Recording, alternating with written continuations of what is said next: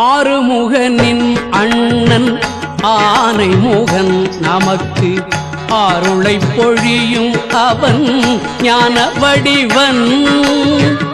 ஆறுமுகனின் அண்ணன் ஆனைமுகன் நமக்கு அருளை பொழியும் அவன் ஞான வடிவன்.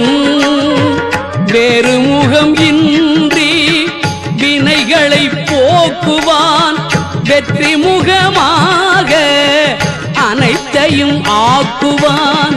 வேறு முகம் இன்றி வினைகளை போக்குவான் வெற்றி முகமாக அனைத்தையும் ஆக்குவான்.